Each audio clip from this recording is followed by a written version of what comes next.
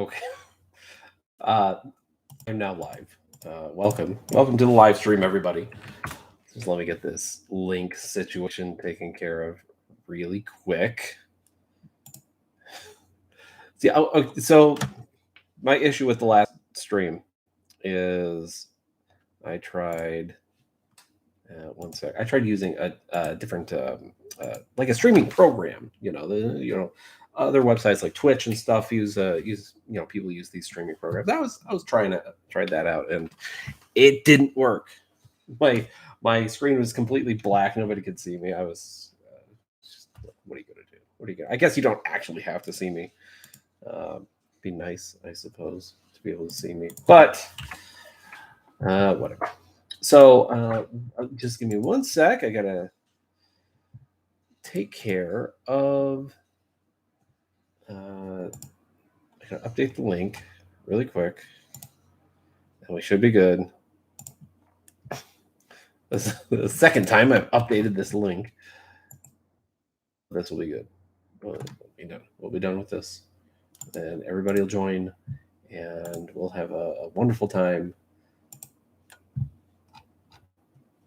And no, don't do that.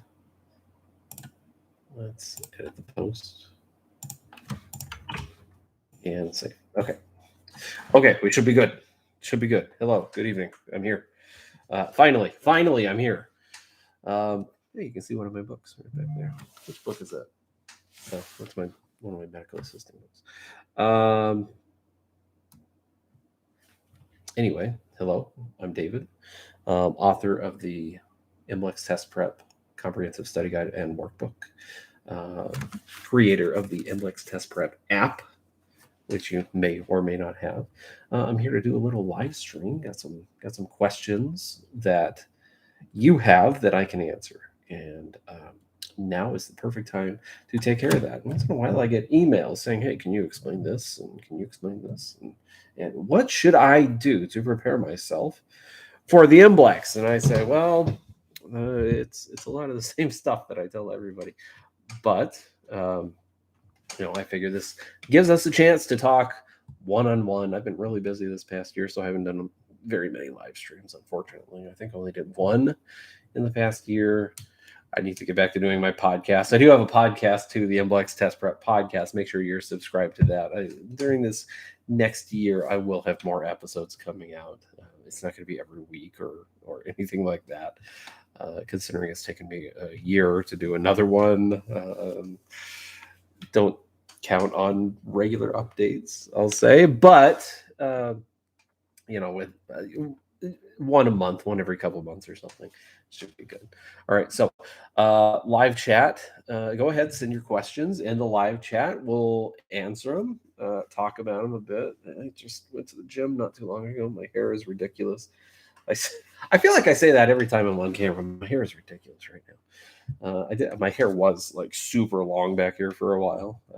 I just let it start growing out back in like 2021. I just stopped cutting it. It got pretty long, but I got it. It's normal size for me, I suppose. So, what questions do you have about the MBLEx? Massage and bodywork licensing exam. What you got for me? Because I know we have questions. We always have questions. Everybody always has questions. And I do have a question that somebody emailed me that we can talk about while we're waiting for these questions. One sec. Let me pull that up on my phone, my fizzy phone. Okay.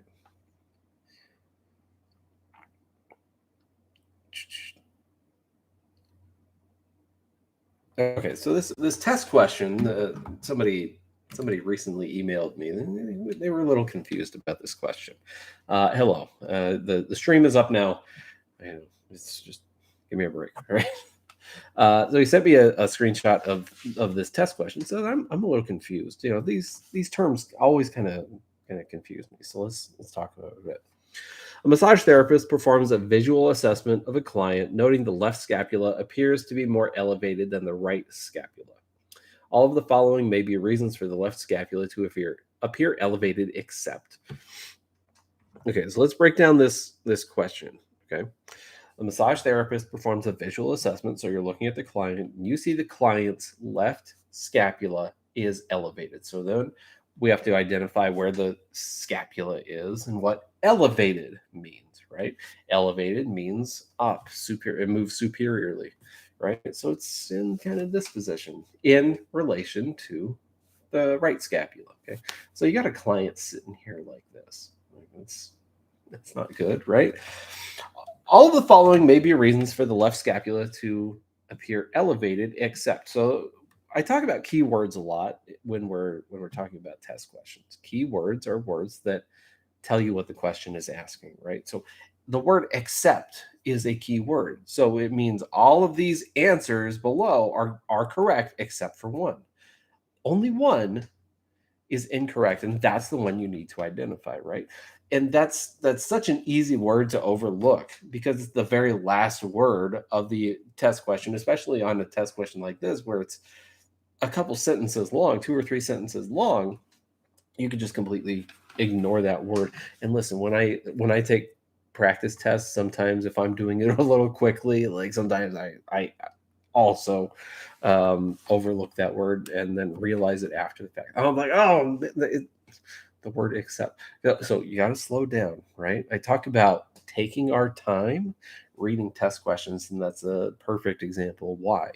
Um, I recently took the board certification exam that's given by um, the NCBTMB. I passed, and I am now board certified again.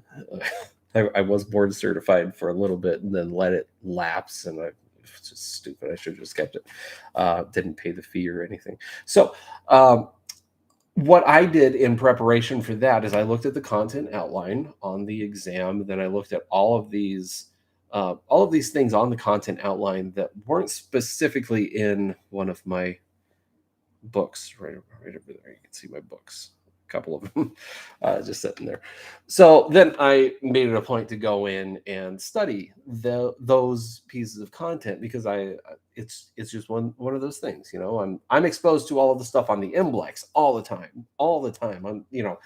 Um, I know the stuff on the MBLEx. There are a few things on the board certification exam that are a little different. So I went in and studied those, and I purchased a 1 month subscription to the national exams practice test thing.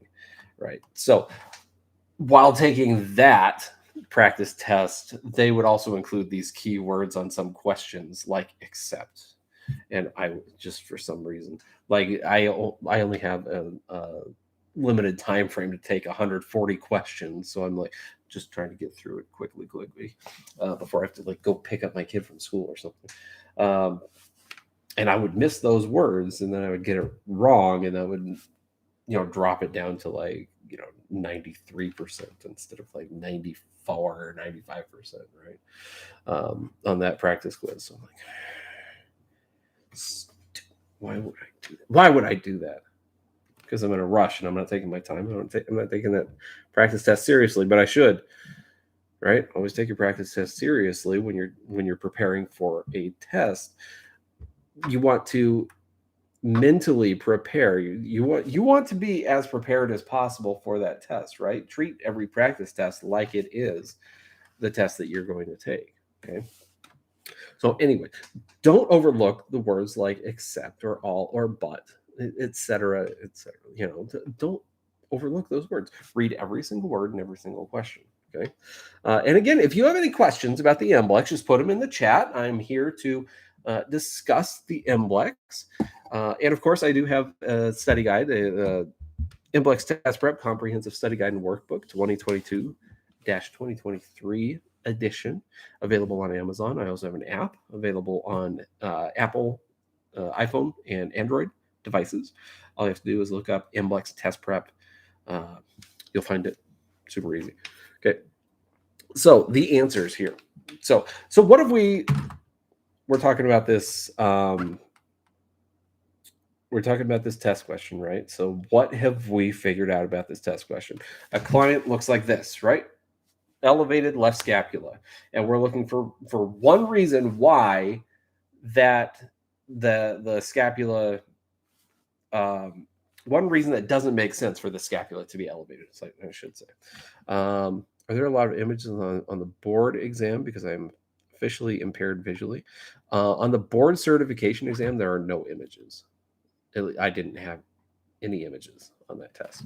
The MBLEx does have images though, and I'm pretty sure if you were to uh, put into your application that you are visually impaired, that it would probably eliminate the visual aspect, right? No images on your test. So definitely look for those accommodations. If you need any accommodations, get the accommodations for sure. All right. Okay. So test question. Here are the answers. Let's figure this out. A client is experiencing hypertonicity in the serratus anterior on the right side. Remember, our left scapula is elevated, okay?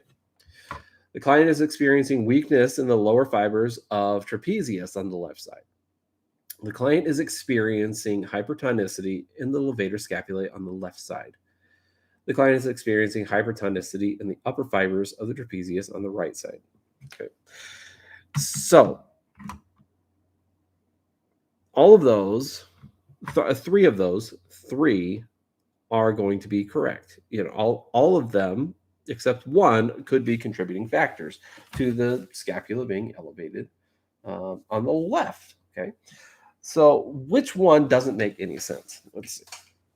Scapula is elevated on the left, and now here's why I got this email sent to me. The terms hypertonicity kind of threw this person off a bit. Like he couldn't differentiate between hypertonicity and what that meant in relation to the muscles, what they do, and weakness and how those compare. Okay, so let's see. I should have grabbed one of my models, shouldn't I? I should have. So if we're talking about hypertonicity in the levator scapulae, okay, levator scapulae is responsible for elevating the scapula, pulling it up, right? So if levator scapulae is hypertonic, that means it's tight. You have a lot of tension in that muscle, right? Hypertonicity, excessive tone in that muscle. So it's tight. It's pulled. Like it's going to pull the scapula up, right? When the levator scapulae is hypertonic, it's too tight, it shortens, contracts, and that pulls the scapula up. So that's a contributing factor. And sometimes it's not even a muscle being hypertonic that causes something like that necessarily in the first place, anyway. It could be a muscle that's weak that's causing that, right? So then we think about muscles that might depress the scapula. And if there's weakness in one of those muscles or part of muscles that depress the scapula, like trapezius, if lower fibers of the trapezius are weak, then the upper fibers of the trapezius and levator scapulae, the muscles that will elevate the scapula, can kind of take over and just kind of force that up into that position, right? So we kind of think of muscles as like a tug of war, right? So when muscles attach to bones, they have other muscles pulling the bones in the opposite direction, and that creates kind of that normal position of the bones in the body. Okay, so the scapula, we have muscles that elevate the scapula and muscles that depress the scapula. So if the muscles that depress the scapula are weak, then the muscles that elevate are going to pull the scapula up. It's kind of like a tug of war, right? So let's think of a tug of war. So we're pulling on the ropes, right? We got a team of 10 people and a team of 5 people pulling on the rope. The team of 10 people would be the hypertonic muscle. Those are going to be a lot stronger than the weak muscle, like the lower fibers of the trapezius or serratus anterior muscles that depress the scapula, and they're just going to take over and pull up, right? They're going to pull that rope and pull the scapula up, and there's not really a whole lot that like serratus anterior or lower trapezius can do to stop it, right? Just too strong.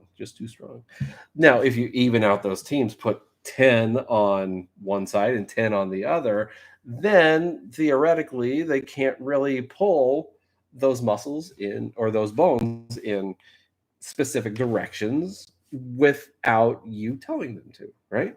So it doesn't matter if this is tight, if this is able to resist this action, okay? That's a lot of talking. I apologize. I talked way too much. It's just a lot of explaining, right? So A, the client is experiencing hypertonicity in the serratus anterior on the right side. Okay. B, the client is experiencing weakness in the lower fibers of the trapezius on the left side. C, the client is experiencing hypertonicity in the levator scapulae on the left side. D, the client is experiencing hypertonicity in the upper fibers of the trapezius on the right side.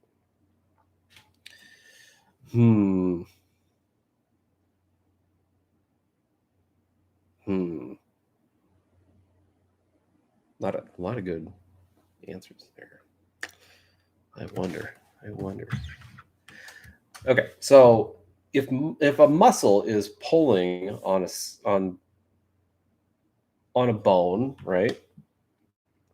It's going to influence that bone in some way. So we're looking for muscles that specifically attach to the left scapula.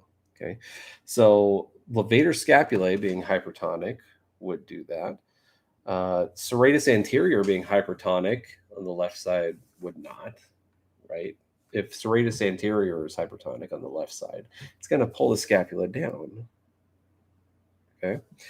Trapezius being hypertonic on the right side, that doesn't make a whole lot of sense, right?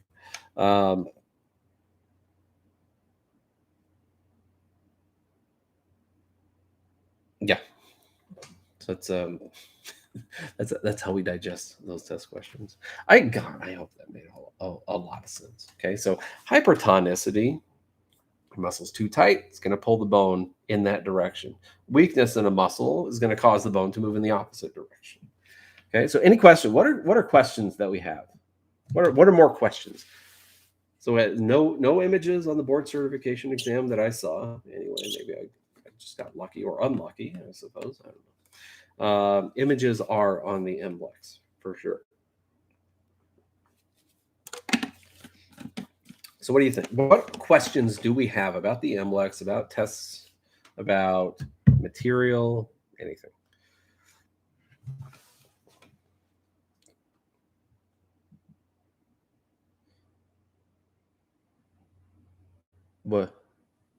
What is it for that question? Be A.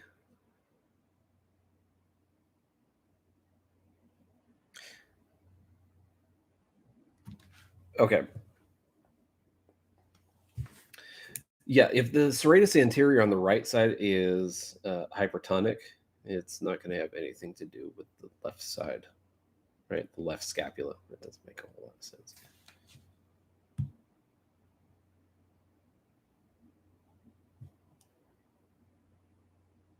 That doesn't make sense. One sec. So what questions do you have about the MBLEx that I can answer? Again, I have a study guide somewhere. Actually, I think I got one right over here. Let me go take one.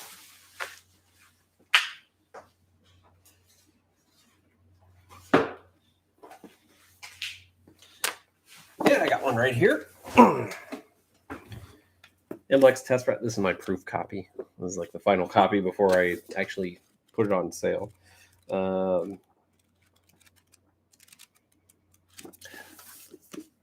That's why it says not for resale. Don't you dare sell this again. Don't you dare. So I got my MBLEx test prep comprehensive study guide and workbook 2022-2023. It's still good for this year. The test didn't change at all. It's still good for this year. Go over all of the information, the most important information you need to know for the MBLEx in this book.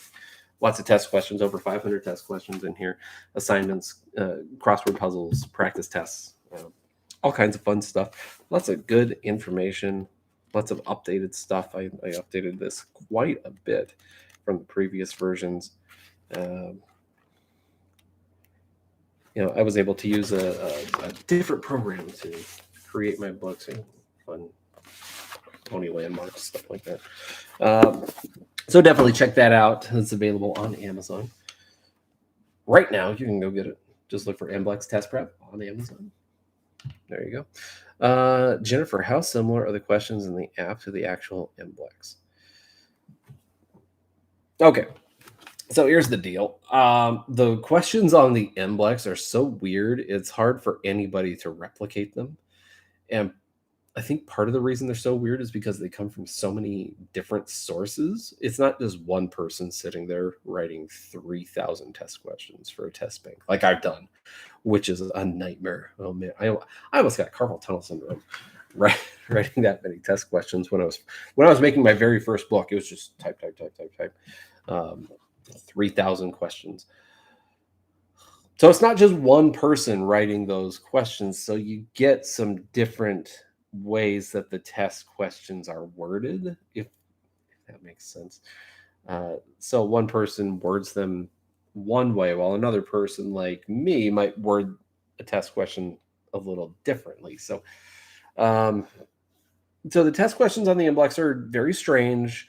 I try my best to mimic that style when I make test questions. But I don't know if I've been completely successful, because there are still some weird questions that people tell me about. What is it asking you? But listen, if you know test taking techniques, it doesn't matter how weird the test question is if you take your time and break the questions down. Okay, so they can use some very strange terms in these questions that don't make a whole lot of sense. But if you know how to break down these questions, then it makes it more manageable, right? You take it one question at a time, one sentence at a time.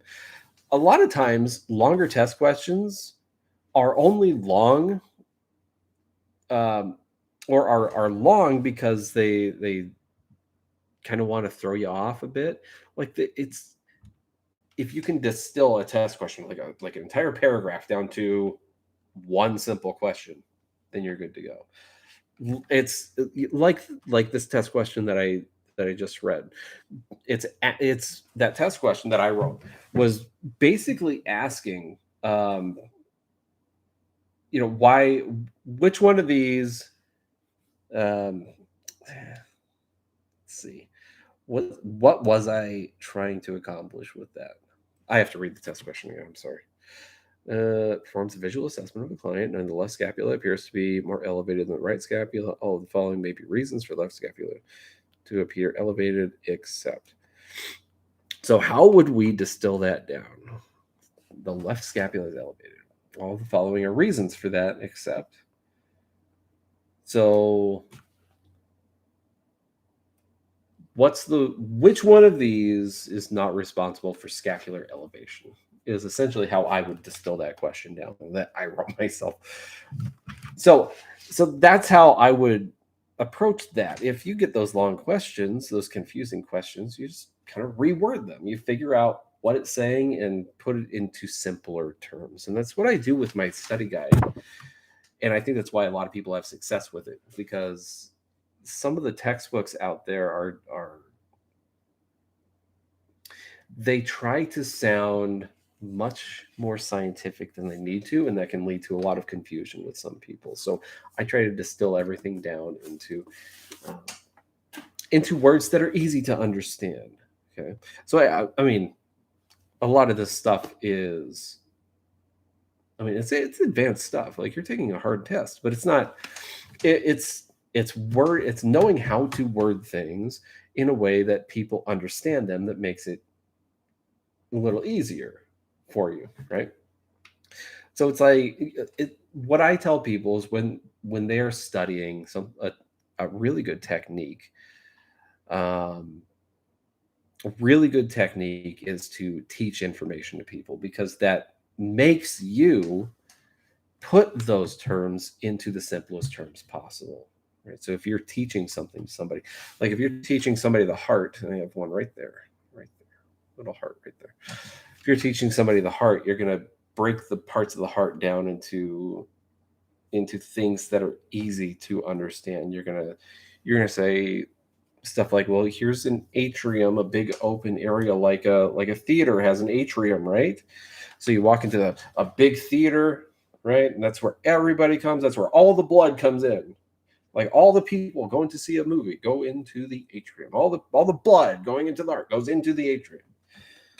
You do terms like that, right? And then you got the valves at the movie theater. The valves are the doors that open up and allow all of the people into the actual theater. And then eventually, just an example, right? So teach things to people because it helps you understand things a little bit easier. You're going to take these difficult terms, this advanced terminology, and you're going to break it down into simpler things, easier to understand items that will really help you out. And this is coming from personal experience too, because when I started teaching, I probably shouldn't have been teaching. I was in way over my head, and that was, hold on, 12 years ago. 12 years ago. So I know what I'm doing now. But back then, I didn't. And it took probably 2 to 3 months before I was really comfortable teaching the information without having the notes like right in front of me, where I relearned all that information that I learned in school and was able to effectively convey that information to other students. Okay, so try teaching information to people. So if you get one of these hard test questions, again, do what I'm kind of suggesting and break it down into easier to understand questions. Okay. Let's see. Is there any place to get that as a PDF? Email me. My email is david@mblextestprep.com, and we'll figure something out for you. I think if you have a reader, I think it works on a reader. I'm not sure. Jessica, I've been taking practice tests and noticed true, false, clustered questions, and even visual questions. Will there be questions like that on the MBLEx? There are no true and false questions. What is a clustered question? I have no idea what that is. Visual questions, there will be questions on the MBLEx with images. You may have quite a few. You may have almost none or none at all. It's really the luck of the draw. It's like, we don't all get the same test, is what I'm saying. It's like, you may be doing so well that it starts throwing some really obscure images at you, or usually involving muscles. I'll say that. What I've noticed on the MBLEx is almost all of the images, as far as I know, are muscles and muscle identification. So make sure. No, it doesn't. Clustered, for example, for the next 5 questions, use a scenario. No, it does not do that.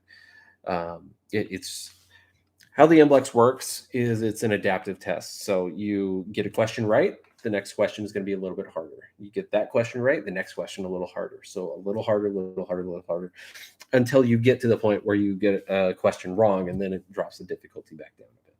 Okay, so the harder questions are going to be worth more points. Obviously, hopefully, we all kind of understand that. So you can't just get a question right and then try to get the next question wrong just to keep getting easy questions, because you're not going to pass doing that. Just not possible. Okay. So it's not going to group a bunch of questions together focused on just one like paragraph of information. It's not going to do that. It will give you the same number of questions in specific categories. Like every test, 100 questions will have like 11 questions on anatomy and like 14 questions or something. It's something like that. 14 questions on kinesiology, 15 on pathology. It has that set number of questions. So something fun in my app actually is I have replicated that setting. So I call it the simulation setting, the MBLEx simulation. That's something I kind of forgot about. So let's take a look. I'm opening my app. I got my app. So the simulation setting, I have a large test bank, like 2,200 questions, and it draws the exact number of questions per subject that you're going to have on the MBLEx. It corresponds to the MBLEx. So there's like kinesiology and assessment and A&P and pathology, all that stuff. Has all that stuff. It draws the exact number of questions that you'll have on the MBLEx for each one of those subjects, and it scores it on a point value, just like the MBLEx. So 630 points is passing in my app as well, with that setting applied. I'm trying to see if it has the exact number. It doesn't. Whatever.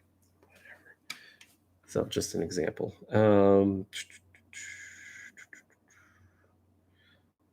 here's my wonderful app. There's a video. Oh, it's so bright. It's so bright. I'm sorry.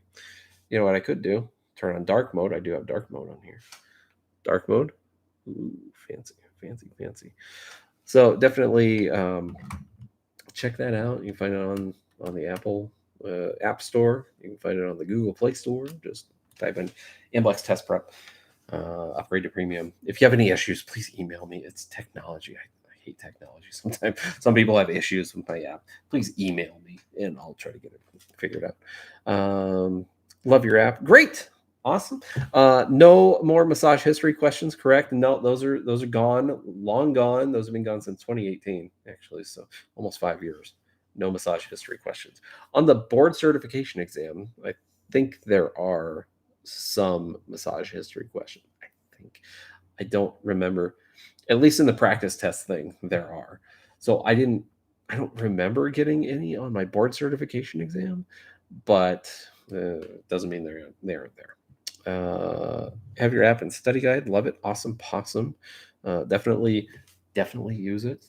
I will be recording more audio for it. I recently released an update that lets the audio just kind of instead of when you. I keep forgetting that I have the app in front of me. I can just show you. So when you go to content review, like massage therapy, go to massage technique, go to effleurage. There's the audio thing right there. You can play the audio. Before when you press that, it would open just like a media player thing. Now I have it where it plays right here, so you can read along with it. I know it should have been that way all along. I know. All right, it's just one of those things I don't think about until somebody suggests it. And I'm like, yeah, I should probably do that. So I will add more audio to the content review at some point. I guess I could be doing it now, but I'm doing a live stream. My schedule is a little kind of all over the place right now. Tuesdays and Thursdays are the only days where there isn't anyone else here at the house where I can actually do this in peace and quiet. And those are my days where I work the most. So I just finished working on a medical assisting book that is out on the market, and app as well. I also have a medical assisting app. So if you're interested in that, just check that out. CMA Test Prep, CMA, Certified Medical Assistant Test Prep. Yeah. So I'll get more audio taken care of. I'll add it in, I promise. I am beginning to work on the next version of my study guides, which will have more stuff, and I can't add that stuff into the app until the book is about ready to be done. So late this year, probably like September, October, all that stuff will be uploaded in the app. But hopefully everybody watching now will have taken and passed the MBLEx before then, so you don't even need to worry about it. What else? Okay, let's look at the questions. When it has less than 630 points and it says pass, what does that mean? That means that I need to look at something. That means it's not working entirely correctly. So if that happens again, please take a screenshot, send it to me, and I have to send it to my app developer, and we'll figure it out. It's weird. It's never happened to me before. Never happened to me.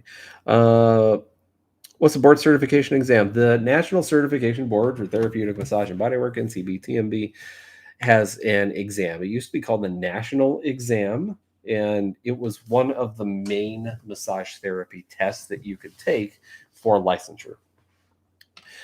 Back when I was a student, a long time ago. My massage career, hold on, is almost an adult at this point. Man, time flies when you're having fun, huh?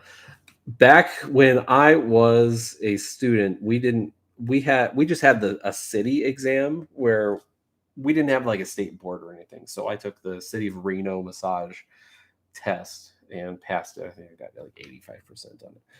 And so I never had to actually take the national exam or the MBLEx back then. So because I had already been licensed in the city of Reno, when we actually got a state massage board, I was just kind of grandfathered in. I didn't have to take another exam because I had already taken the city of Reno exam and passed that, and I already had my license, all that stuff. So when I started teaching, the main test that we were signing our students up for was the national exam. So I took that just so I was experienced in the exam. Passed it. Luckily, that would have been really bad if I was teaching students how to take it and failed it. That wouldn't have been a good look. So I took that. So I was nationally certified. And then back in 2014, the NCBTMB who did the national exam and the FSMTB who does the MBLEx, they kind of came to an agreement that the MBLEx would be the one test that students mainly take unless you live in certain states like New York or Minnesota or Hawaii that maybe have their own tests or don't even test at all. Unless you live in one of those states, then you can take those. But the MBLEx would be kind of the one test that you would need to take to get licensure in most states. The NCBTMB took the national exam and just changed it to the board certification exam. So you can't really use the board certification exam for licensure. As far as I know, you can't. I'm not sure you would want to. It's a much more challenging test than the MBLEx, in my opinion. Definitely some really obscure stuff on that test that I will be adding to my MBLEx exam or my MBLEx book, just in case it ever comes up on the MBLEx. So that's what the board certification exam is. So it doesn't really do anything for you except makes you look better. Just gives you more letters to put after your name. So now I'm, what is it? BCTMB, board certified therapeutic massage and bodywork, whatever. I will say it looks much more impressive on a resume if you have your board certification exam instead of just being a regular old massage therapist. If you can go above and beyond and add that certification to your resume, good idea. It makes you more employable, more trustworthy to clients as well if they look into that kind of stuff. The more things you can hang on your walls, education, certification, stuff like that, the better you're going to look for sure. So go for it. Anyway, I have so many that say pass and it's less than 630 points. Okay. Well,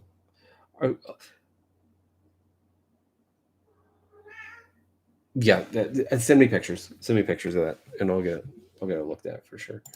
So, what other questions do we have about the MBLEx? What do you think?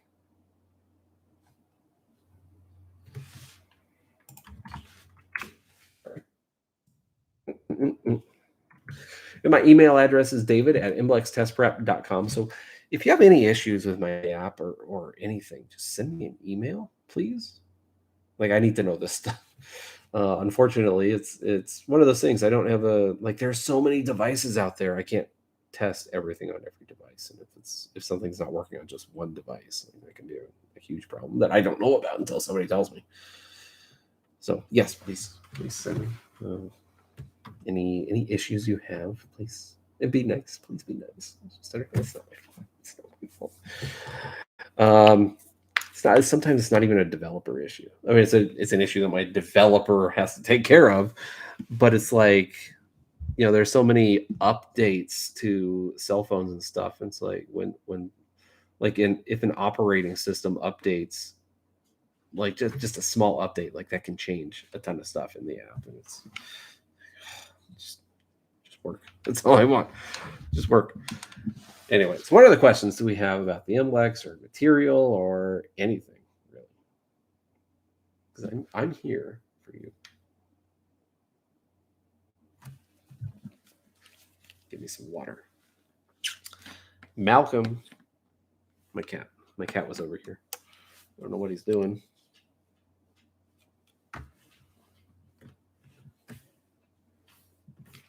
I don't know.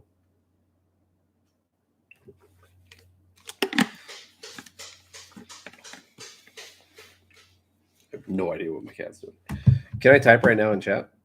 I believe so. Good evening.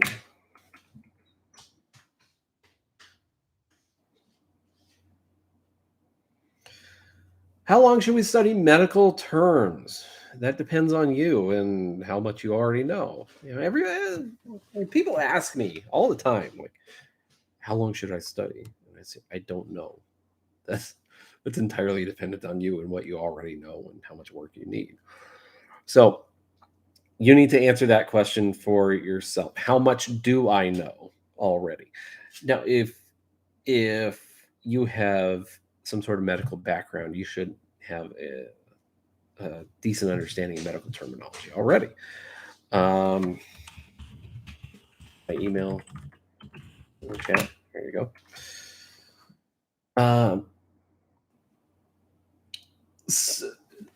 So the medical terms are important, but not so important that you need to dedicate your entire study time to them. So in my book, I have a study plan towards the beginning of the book that I kind of developed that you might be able to make use out of this plan, right? Hey, there's me. There I am.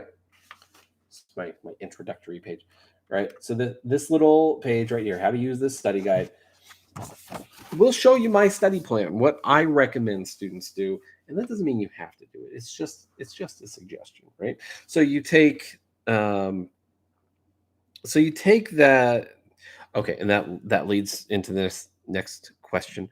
What would you say is the most important part to study? Again, that's up to you. So most people struggle with kinesiology. That's usually what people have issues with in massage therapy for some reason. It's a lot of information. There's so much that goes into it, so many muscles. Fun thing about my book, though, I only have 35 muscles in here that I think you need to know. That's it. That's it. Only 35 of those. Not too bad. Not too bad. It's not like my kinesiology book. I'm making another one this year, by the way. I've been looking for models. I think I just got my models locked up for the new kinesiology book. More stuff. I have so many plans for books this year. It's ridiculous. I just did the table of contents on that book, and a lot of muscles. Anyway, so kinesiology is something that a lot of students have trouble with. So I always recommend learning medical terminology first. When I went to school a long time ago, 20 years ago, in fact, 20 years ago, one of the very first classes that they made us take was medical terminology. And I can't tell you how helpful that was for me. Now, I in conjunction also took an anatomy class, and this wasn't like a fast track. Sorry, let's put my headphones in. This wasn't a fast track kind of full time school. This was like a normal college setting, where I was taking, it was broken up into semesters. I was taking a class here and maybe another class after that during the evenings and stuff like that. So I was taking anatomy and physiology, excuse me, human structure and function. They called it human structure and function instead of anatomy and physiology. It was the same stuff, but anatomy and physiology was reserved for like the nursing students, and human structure and function was for everything else. Just call it A and P. Like, what is the problem? Anyway, I get off track of it. So I took medical terminology in conjunction with human structure and function. And like I said, that I was very thankful that I did that because it gave me a solid foundation for everything that I would need to learn from then on the scientific side of that. So it helped explain a lot and why things are named what they're named, where the names actually come from, and looking at these terms and how to break down these terms, right? So medical terminology, I would say if you don't have a medical background, in my like I said in my book, in my study guide, I have this study plan laid out that I think is actually pretty effective when it comes to studying and then retaining information. So the very first thing that I think everybody should study is medical terminology, and everybody's time allotment is different, right? So my amount of free time is I'm probably considering I own my business and I work at home probably a lot more than most people, right? I can do what I want when I want within reason, right? So if I want to study a lot, I can. That doesn't mean I will, though, because you can overstudy and you don't want to overstudy. So in my book, the amount of time I budget in there as an example is 10 hours a week. And 10 hours a week is completely doable, right? For most people. It's a couple hours a night. If you're studying for this test, a couple hours a night, not that bad, right? And that's only 5 days a week. A couple hours a night, 5 days a week, you can do that. You got all weekend to hang out and party, study during the weekday or something, right? Just a couple hours, super easy. So I would, for the first week of studying, I would spend all 10 hours studying medical terminology, make flashcards. Even though I have flashcards in my app, which is an awesome tool, by the way, you can check that out. Flashcards in my app. You can even save flashcards to your favorite section. But here's flashcards that says cerebello. I know it's a little, and then you flip it over, cerebellum, and examples, stuff like that. Let's wait. Flip. Go to the next one. Go to that. It's being difficult. There we go. Of course, doing it like this, not the easiest thing to do. Malnourished, malnutrition means bad, right? That's the prefix, bad. Okay. So those are awesome on my app, but doing things like buying index cards and making your own flashcards is going to help you remember. You're going to actually remember, get a memory in your head of you creating every single one of those flashcards, right? So you would write mal, and then on the other side, bad. You'll remember doing that. Even if it's deep in your brain, you'll remember it. Okay. And that's a great way of studying, writing things down, making your own flashcards, making practice tests and stuff. Great way of studying, right? So for 10 hours, you're going to do stuff like that. You're going to flip through those flashcards. You're going to learn those terms. You're going to use those terms, just like I was doing when mal came up. What did I do? I used a couple words that have that term in them. Malformation, malignant are examples of terms with mal in it, right?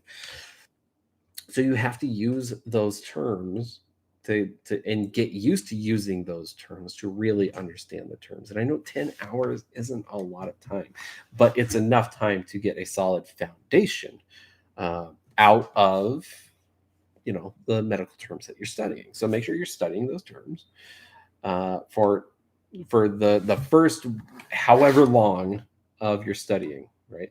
So then the next week, I would put aside 2 hours to study medical terminology. and then 8 hours to study whatever subject I need the most work in after that. And it's like I said, for most people, probably kinesiology. So you're going to spend the next 8 hours studying kinesiology and 2 hours studying medical terminology. So you want to keep going back to that information that you have studied previously. You don't want to study it and then just say, I'm good, especially when you have, 5 or 6 weeks of studying left to do. You want to constantly go back to that information. So it's repetition, a lot of it, repetition. So you learn the information, then you repeatedly cover that information again to give yourself the best chance to actually learn it. Okay, so and then the next week I would take an hour to study medical terminology and an hour to study kinesiology, then 8 hours on something like anatomy and physiology.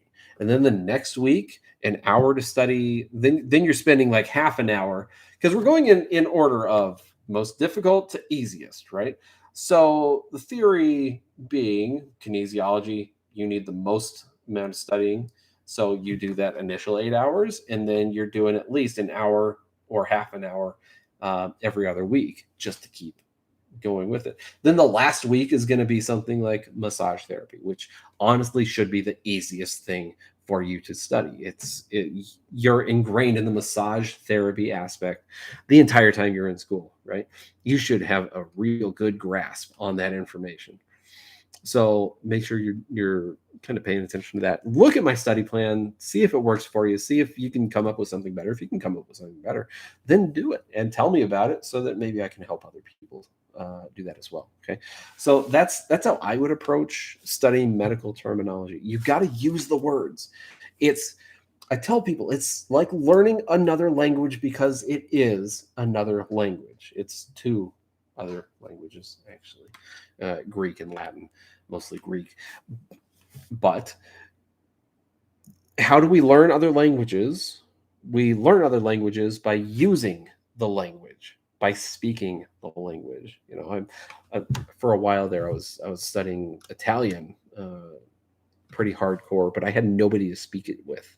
Like my wife was studying French, and I was studying Italian, and it's like I don't know anybody that really speaks Italian, so it's like I can't really talk. So I kind of lost my Italian knowledge. Like I could probably have a very short conversation in Italian, but nowhere near what I could have had if I had been constantly using it, right?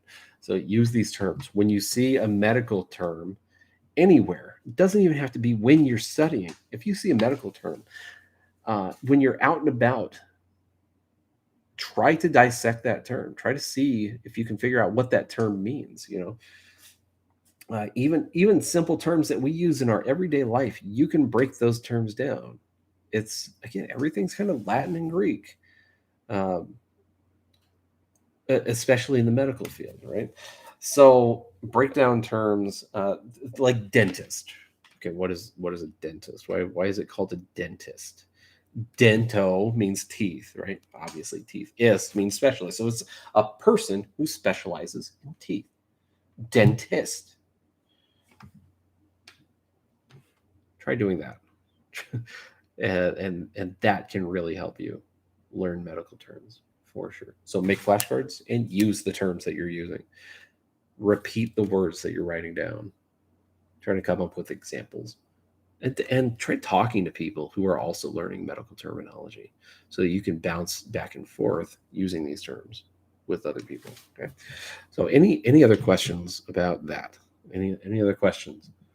Period. Because I'm here for a little bit longer. One sec. Just taking care of something real quick.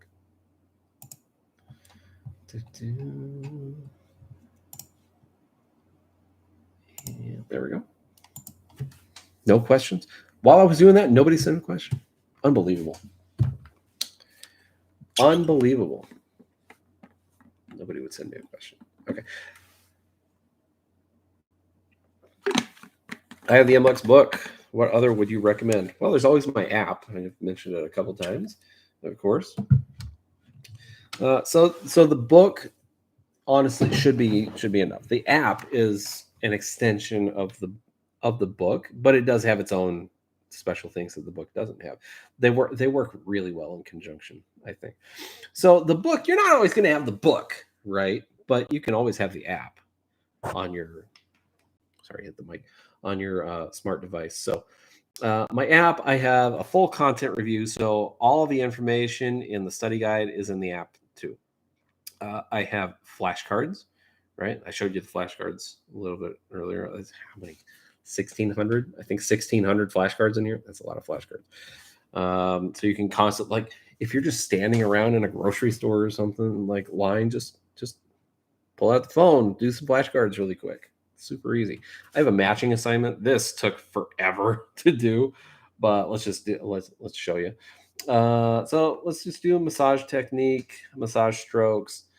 So what does it say? Petrissage. So petrissage. Then you figure out which one of these is petrissage, and I think I see kneading right there. Hey, I did it. And then you go to the next term, which is friction. Which one is friction? Strokes that move across tissue, just like that. So that's our matching assignment, and there are images on those too. So it's like a labeling thing. You just label like this is number one, etc. And then I have 2,200 practice test questions also in here. You can take an MBLEx simulation, get you that exact number of questions and the exact number of categories that you'll see on the MBLEx. Get 2,200 questions, a lot of questions. So definitely check that out. Oh, leaderboard. You can see everybody who is taking all of these practice tests and rack up points and stuff. It's a lot of people. Yeah. Good. I'm glad a lot of people are taking it. And a full MBLEx test prep podcast archive right here. And I know I haven't done an episode in like a year. I promise I'll get a new one out. But I think Perk will be releasing every new episode, whenever that is, like a week early on the app. So definitely you want to check that out. What else do I have on here? I think that sort of wraps it up, right, for the app. You can check your. Oh man, do not judge me when I show you this. This is because I test the app. I test the app, so that's why it looks like this, where I just fly through a practice test question. You have your test history here. Just ignore that. I don't actually fail them. Like I said, I test questions and stuff and make sure everything's working. That's why my numbers are all weird. But it shows you how you perform on this graph. I know you can't see it. It shows you over time how you have progressed. So it gives you kind of a visualization of that. Yeah, so definitely check out my app. On the App Store, on the Apple App Store, I believe you just search for MBLEx Test Prep. Or no, that's you have to search for Merlino's MBLEx Test Prep because my last name is Merlino, and somebody already took the word or the term MBLEx Test Prep. So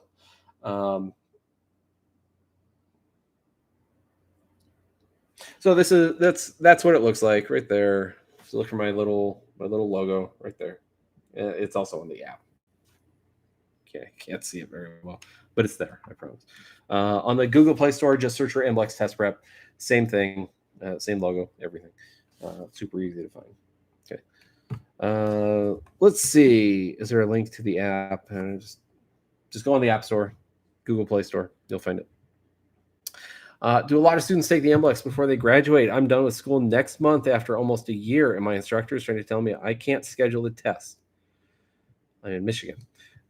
There's like a truck right outside my window. It's driving me nuts. Can you hear that? I can hear it. That's annoying me.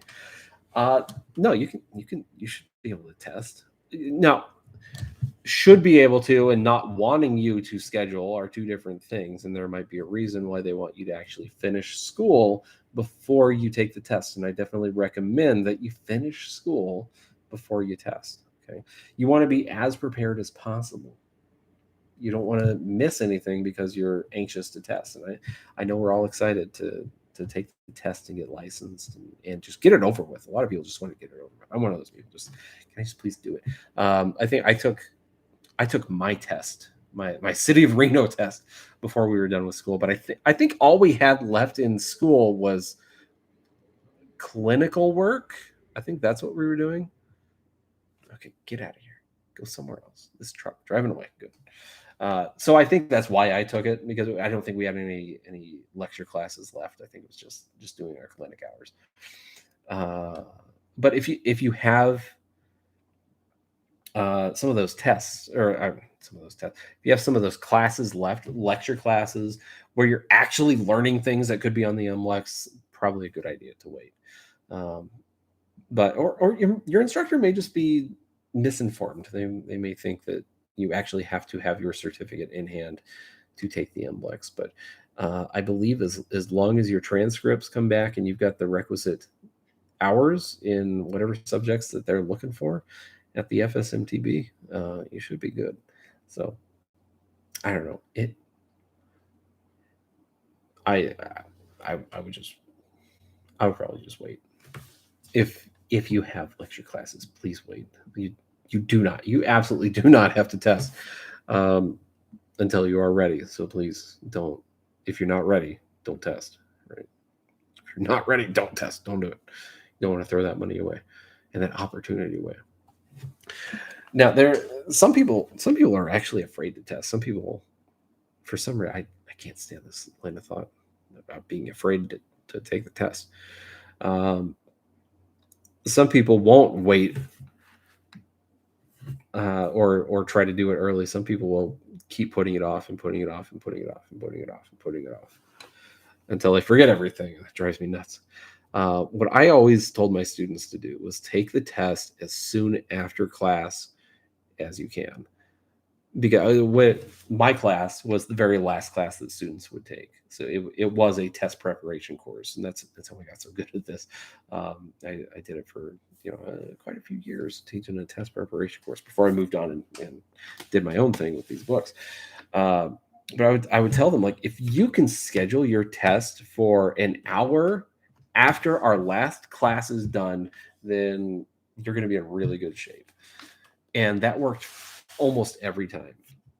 Some people were afraid to take the test, and because they don't like the feeling of failing, they don't like being anxious about it, which I understand. But it's like, at some point you got to do it. The best time to do it is right after class. So you just got to do it. The more you put it off, the less likely it is you're going to retain that information.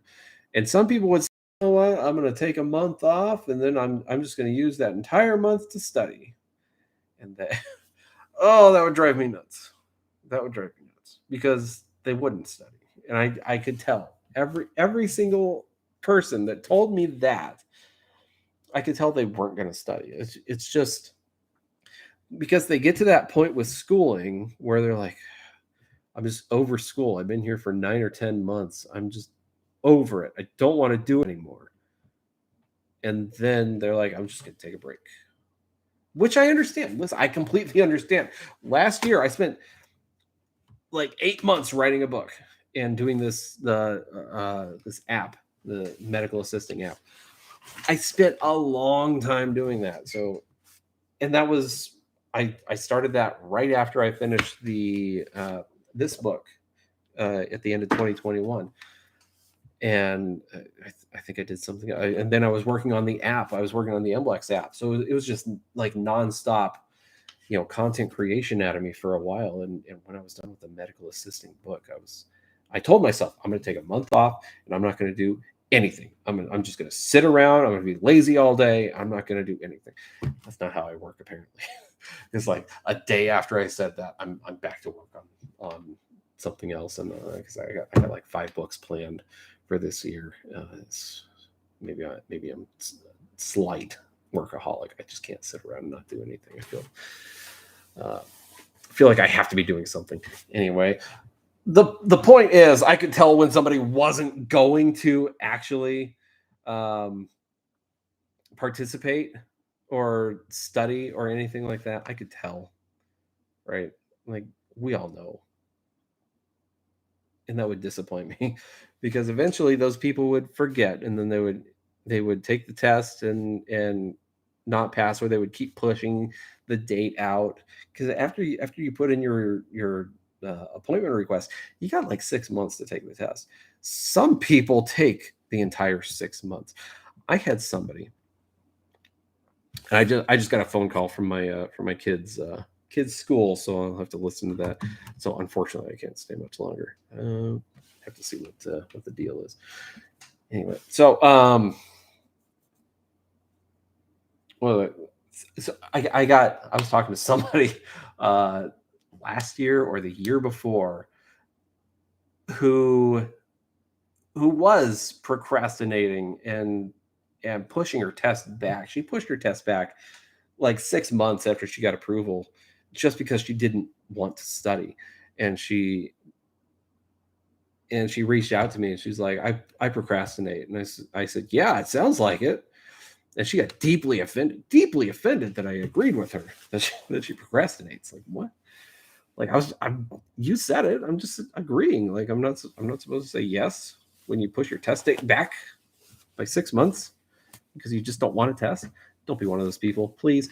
As soon as school is done, please take the test. Now, if you are one of those people that actually will study, and let's just look in the mirror, right? Let's just look in the mirror and be true to ourselves. Are you the person that's going to study, like actually study, when school is done for a month or 6 weeks? Are you the person that will, or are you the person that's going to be better off testing right when school is done? Be honest with yourself. Which one is it? Because if it's me, I'm the person that will not study. Like I am so bad at studying, like it's unbelievable how bad I am. So I make it a point, like when I'm involved in the learning process, like in a school setting, I am good to go. Like I actually do study then. But if I'm left to my own devices and just have nothing better to do and sit around and play video games or whatever, I'm going to do that instead of studying because that's just how I am. Like I'm honest with myself. I understand that about myself, right? So figure out which is you. And if you're the one that won't study, then you need to take it right after school, right? When school is done, just take the test. Okay. Um, yeah, I mean, it's just human nature. Like if you don't have something impending, deadline spur action is something that I say. When a deadline is coming up, you are more likely to act. And if you know that the test uh, is coming up, then you will start studying, right? So leading up to this board certification exam, I mean, I'm confident. I'm always confident in my ability to take these tests, massage tests, and I mean, any test in general. I'm just good at taking tests. Um, but leading up to that test, I was still studying because I had a specific date. Now, if I had set that date a little sooner, then I would have started studying a lot sooner than I did, and probably took it a lot more seriously than I did. Not saying I didn't take the test seriously. I was just like kind of nonchalant about it. It was like, oh yeah, oh I forgot I bought this practice test thing. Might want to put that to use. You know, still used it quite a bit, just not as much as I probably would have if the test date was sooner, or if I had um, I don't know, whatever. You get the idea. So deadlines do spur action. If you set that test date and just make it a firm test date, know that you're not going to change that test date and make it soon after you're done with school, then you're more likely to study and do well because you're coming fresh out of school. And I know not every school um, is that great, unfortunately. Uh, it's one of those things, you know. Uh, oh, great. Good news, not an emergency in my kid's school, not an emergency. So I will call back later. Yes, some schools are garbage. We'll just be honest. Some schools um, lack the ability to properly teach, and that can be just one instructor. It can be all instructors. It can be from the top down. And I've been, unfortunate in my history, I've been in positions where schools are great and they're run amazingly, and I've been in positions where schools are terrible and not run very well at all. And unfortunately, it's been mostly the same place, both of them. So it's interesting seeing the highs when a school does really well, and then the lows when the school is not doing well at all. And such a difference, such a huge difference that it makes, and the students feel it, you know. And if you have instructors that don't know what they're doing and don't know what they're talking about teaching some of these students, then the students aren't going to know what they're doing or what they're talking about. And then when they take the test, they're going to be like, this is, I don't understand any of this material. I was always good at making sure my students understood. Uh, that's very truth. Some schools do not care for students. Unfortunately, they don't. They think they love money. Heck, they don't even have what we need to practice stuff during class. There was a student in my school addressing the teachers. Before I quit, we had one student who my wife and I worked at the same school, both massage instructors, and she taught the main course and I was teaching the test preparation course. And we had this one student who just didn't like my wife for whatever reason, and our school would have students fill out these evaluation forms and everything, and the student wrote on the form about my wife and I that we were um, uneducated and we couldn't teach this information just because he didn't like us. I'm like, that's not true. uh, to put it lightly, that's not true. It's whatever. It's just one of those things where it's like no, we're good. Some students, and, there I will say there are some students who blame their lack of learning on the school that they attend as well, and sometimes that's valid and sometimes it's invalid. Like this student who said that my wife and I are not knowledgeable in massage therapy. I mean, I literally write books. Schools have my book as part of the curriculum. I know what I'm talking about, you guys. Um, Accountability, personal responsibility is a big thing with me, and you got to be honest with yourself. Like, if you don't think your school did enough, is that really the school or is it you? I'm not saying you personally. I'm saying in general. It's like did I do enough to learn from the school or not? Did they try, and did I resist or not? You know. So not every school is bad. There's some amazing schools out there. I worked at an amazing school out in Carson City, Bodie Tree Center. If anybody's ever in Carson City, head out there. John and Lee are the owners. Great bosses, always willing to work with me on everything. And, my former my last place of employment.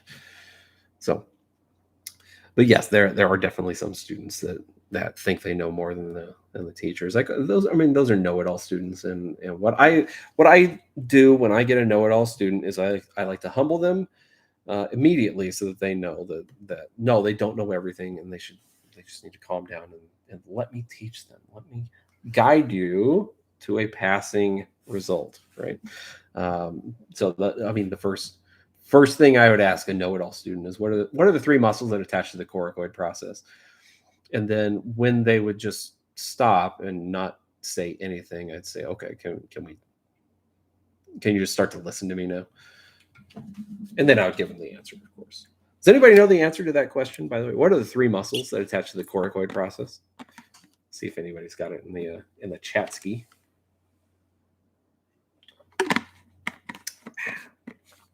Three muscles that attach to the coracoid process. So anyway, there are some great schools and there are some not great schools, and hopefully everybody gets a great school. Unfortunately, it's so hard to tell, so hard to tell. But I think I got good materials right here. MBLEx Test Prep Comprehensive Study Guide and Workbook 2022-2023. This is a friend of mine, a former student of mine, actually, Star. Her name is Star. She took that photo literally right here, right behind me. I know, Photoshop, industry secrets, right? This wasn't actually a massage. She is a massage therapist, though. Yeah, took that photo right there. I took that photo, actually. Little inside baseball. What else? Who else is in here? I can tell you. These two right here. This guy was a personal trainer at my gym. We became friends when he saw one of my tattoos. He's like, "Hey, I know what that's from." It's a video game tattoo. Andrew's his name. This is another student of mine. Yeah, nothing really say there. So yeah, I like to use images from people that I know in my books. Let's see. There is one in here. I know I've shown this before in previous live streams. This x-ray right here, that's a friend of mine who used to be a professional wrestler who broke his neck back in 2015. Only about 5% of people that suffer that injury actually survive. He survived. He not paralyzed or anything. He had to have a C1, C2 fused right there, and got some nice screws put in his neck. And it was how the surgeries, cervical fusion surgeries work is the surgeon will typically fuse them on the anterior side of the vertebrae, so you don't get any rotation when they're fused together. But his was so high up, he actually has a scar that runs all the way down his neck. It's pretty intense. I didn't put that in the book. I should, though, and I might. This bruise right here, that's actually me. That's one of my bruises. Fun stuff. This another former student. She had strep throat and took this awesome photo and posted it on Facebook. I'm like, I told her I'm going to steal that and put it in my book, and I did. Strep throat caused by streptococcal bacteria. This is my youngest kid right here, ultrasound. And here is a friend of mine who has a pacemaker. She's had a pacemaker for a long time. She has some weird heart things going on. So I like to use images of people I know in my books. Just makes it a little more personal, Let's see. Who else? Who else do I have? I got somebody else in here. Somewhere. Where are you? Anna? Oh, there she is. And one more. Another student of mine right there, Anna. This is a cover girl right there. Star. Getting stretched right there. Yeah, anyway, what other questions do we have? Do we have any other questions on the MBLEx? Now, I think I'm just getting off topic. Just getting completely off topic. I'm just showing you random pictures from my book. Man, I haven't even had caffeine today. This is weird. I'm all over the place.